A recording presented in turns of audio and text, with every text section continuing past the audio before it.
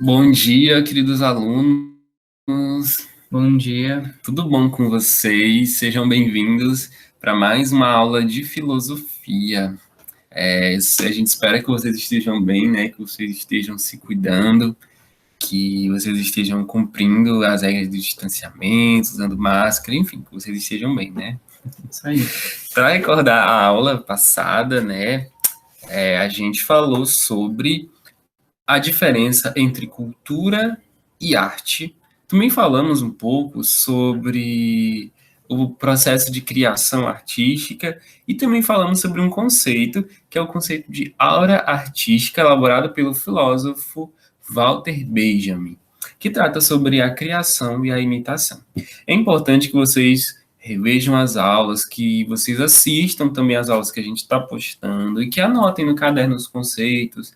A gente não recebeu nenhuma dúvida até agora de vocês. Ou a gente espera que vocês estejam entendendo tudo, né? Ou não sei. Então, a gente espera que vocês estejam anotando, construindo esse percurso da melhor forma possível. Isso aí. E então vamos lá, gente.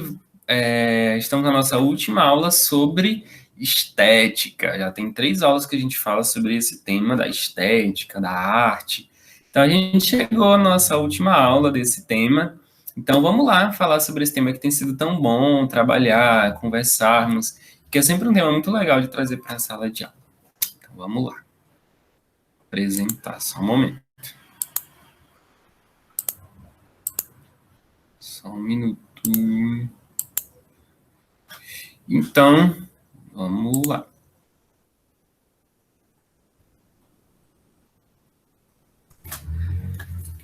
Então, quando a gente fala sobre arte, e aí a gente trouxe algumas imagens para que vocês olhassem, né, daí, a telinha de vocês, e percebessem o sentimento que ela traz para cada um.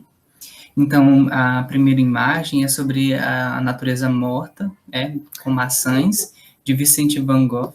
Van Gogh, de 1888. E uma imagem de Napoleão cruzando Alpes. Jacques Louis David. Olha o meu francês. 1801 e 1805.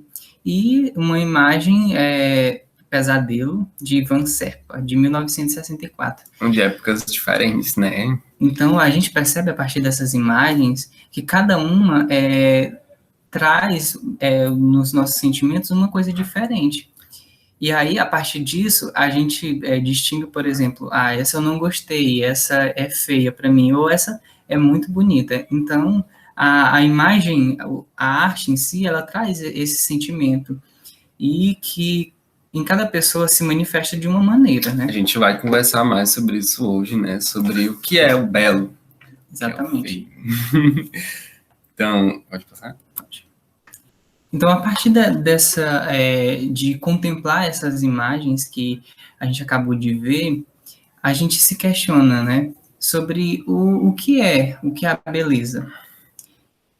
Então, vocês analisando essas imagens, para cada um, a gente vai perceber, por exemplo, que a arte, ela se manifesta de uma maneira, não é?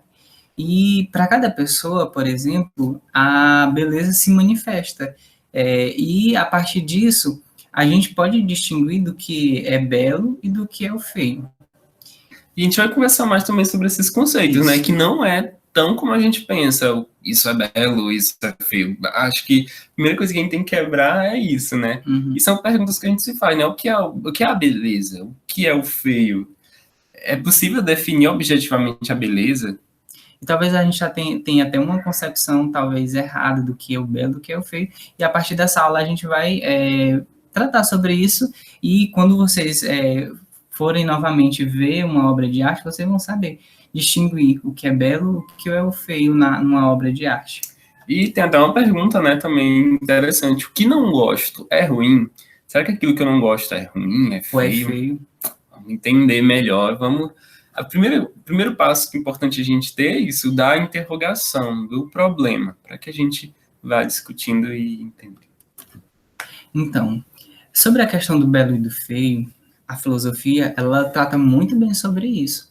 Então, por exemplo, na filosofia clássica, filosofia bem antiga, né, com Platão, Aristóteles, bem no início da filosofia, eles tentaram fundamentar a objetividade da arte e da beleza. Como que eles... Só uma coisa, a objetividade, para caso vocês não saibam, essa palavra se relaciona ao objeto, como a gente já estudou, a uma relação estreita, digamos assim. Com o sujeito. Isso, a objetividade é essa, como a gente diz, seja objetivo, seja claro, é essa coisa assim que é direto entre o sujeito e o objeto, sem intermédios. Coisa que a gente também já falou sobre o sujeito e o objeto, a relação. Isso aí, ó, só lembrando. Então, esses filósofos, eles tentaram sistematizar isso. Como que eles tentaram fazer isso? Para Platão, por exemplo, eles tentavam, a partir da contemplação da ideia, por exemplo, da ideia de beleza, que para ele estava no mundo das ideias, fazer com que o homem pudesse pensar o belo de uma forma universal, de uma forma que fosse para todos. Então, depois, muito mais tarde, a gente vai perceber, por exemplo, que o belo é um sentimento que imprime em nossos sentidos, em nossa alma, a partir de quando você analisa uma obra de arte, quando você vê uma obra de arte, como a gente pôs no início. E muito depois, alguns filósofos também tentam fazer uma universalização desse belo a partir da subjetividade, ou seja, daquilo que cada um sente, porque todo mundo sente uma determinada coisa. Então, a partir disso, eles tentam, por exemplo, dizer que a arte manifesta de forma para todos, de uma maneira. Então, o belo é para todos, porém, claro, se manifesta de uma maneira diferente para cada um. E aí que surge a problemática do feio. A problemática do feio está inserida na própria ideia do belo, porque quando a gente imagina, por exemplo, belo, qual o contrário do belo? Não seria o feio? Mas para a arte é o mesmo sentido ou não? Então, é uma questão muito importante para a gente entender, né? Para a gente entender o que uma obra de arte imprime em cada pessoa. E se o belo tem a ver com a proposta que a arte traz de ser autêntica, de trazer, suscitar em nós esses sentimentos, a gente pensa que talvez o contrário do belo seja isso, né? O feio. Isso. Seja quando a arte não corresponde, a obra artística, a essa proposta do que é belo, né? Mas não tem nada a ver com talvez porque isso tem um traço assim é feio, e o que tem um traço delicado é o bonito, né? E tem uma pintura de Van Gogh. Isso. Bonita, aliás. Sim. Mas aí a gente já trata de questionar, tá, bonita, mas... Entendeu? É mais ou menos nesse sentido. Então, uma forma da gente entender bem, por exemplo, o feio, é quando a gente, a partir dos nossos sentimentos, a gente, por exemplo, trata de alguma coisa, algo que, por exemplo, me aflige, me assusta. Então, o belo não está relacionado, por exemplo, a uma obra mal feita, mas está relacionado àquilo que dá como sentimento. E aí, esse sentimento que os artistas têm, por exemplo, eles vão e colocam numa imagem, por exemplo. Então, no caso, na arte. Então, é esse sentimento do feio que a gente tem, e não relacionar a uma obra mal feita, por exemplo, mal pintada. Isso aí. Então, vamos falar agora sobre gosto e subjetividade. Há frases que a gente escuta muito. Isso é questão de gosto. Cada um tem o seu gosto. Mas será mesmo que é desse jeito? E gosto é assim, cada um tem o seu. O gosto, ele não é uma preferência arbitrária de nossa subjetividade. Não é que eu digo, eu gosto, não gosto, e a partir disso é a verdade. Quando o gosto é entendido dessa maneira, nos referimos mais a nós do que ao mundo que nos rodeia. Por exemplo, quando eu digo que essa pintura não é bonita, isso tem muito mais a ver comigo do que com o sentido da arte, do que com a proposta da pintora, que foi Anita Malfatti. Esse julgamento, ele decide o que prefiro em virtude do que gosto. Ou seja, o que o gosto é bom, o que eu gosto, tem um pequeno erro no slide, o que eu gosto é bom, o que não gosto é ruim. Por exemplo, essa pintura, A Estudante de Anita Malfatti, de 1915, ela foi duramente criticada por Monteiro Lobato, que escrevia para um jornal muito famoso na época. Monteiro Lobato disse que era horrível essa imagem. E hoje em dia ela é uma imagem é uma pintura muito valiosa e que representa todo um movimento desses artistas no início do século XX no Brasil. E o gosto não funciona dessa maneira. Por exemplo, eu não gosto de comer berinjela. Eu não gosto de jeito nenhum, mas nem por isso eu vou dizer que berinjela não é comida. Tá, são exemplos bem diferentes, mas a gente pode ir mais ou menos por esse caminho. A arte funciona assim, não que eu não acho tão bonita essa imagem, mas o gosto não funciona dessa maneira. Não que isso, eu não posso dizer que isso não é arte por isso, ou que talvez certa música não é arte porque eu não gosto, não é meu estilo. O gosto, ele tem muito mais a ver com a autenticidade da obra, o que é bom, o que é belo. Nós precisamos julgar, na verdade, ter gosto é julgar sem preconceitos, e a presença da obra de arte, que forma o gosto, transforma, como o Maurício falou, né, o particular no universal. Nós precisamos sair desse eu não gosto é ruim, mas entender muito mais amplamente esses conceitos. Tá parecendo um pouco difícil, mas a gente vai entendendo aos poucos e vai colocando na nossa realidade para que a gente vá associando e compreendendo melhor. Então, a partir dessas colocações sobre o belo e o feio, sobre a questão do gosto e até mesmo da particularidade de cada um, né, o sentimento que cada um tem ao contemplar uma arte, ao observar uma arte.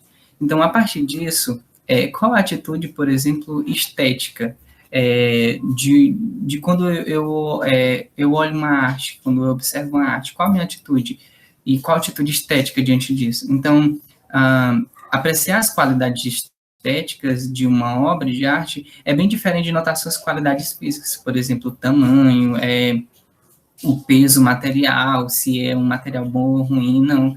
É mais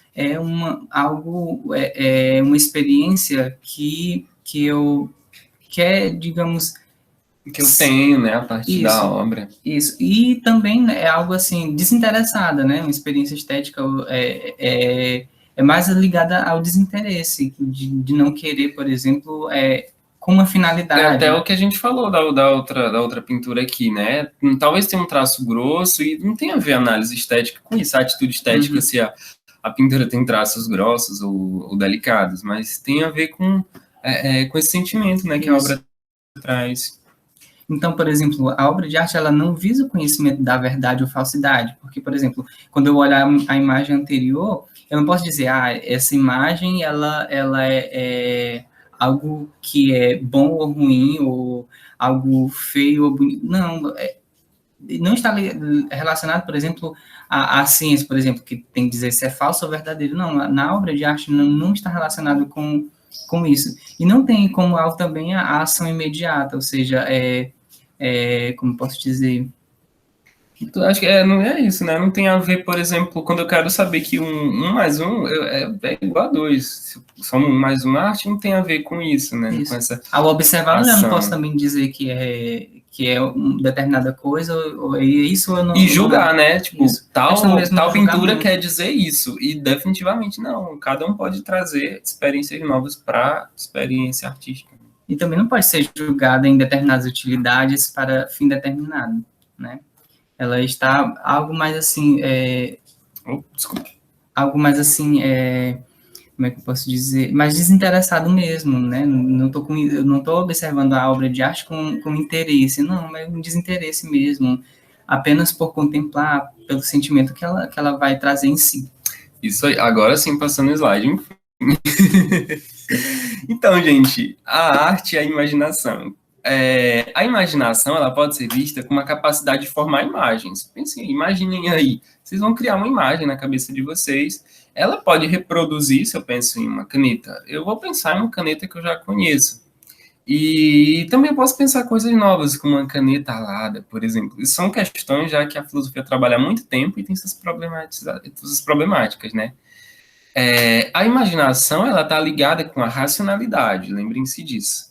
Então, por isso, ela não pode ser desprezada. Tem vários filósofos que trabalham e pensam acerca da imaginação.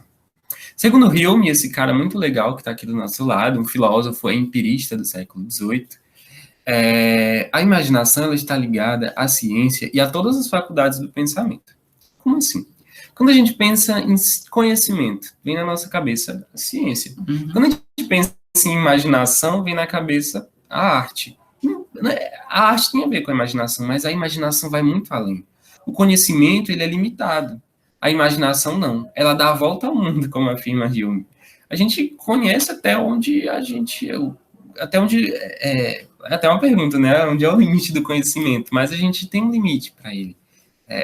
Digamos assim. Mas a imaginação não, ela é ilimitada. E por isso ela é importante para a obra de arte, e por isso que a arte é tão fundamental para a nossa vida.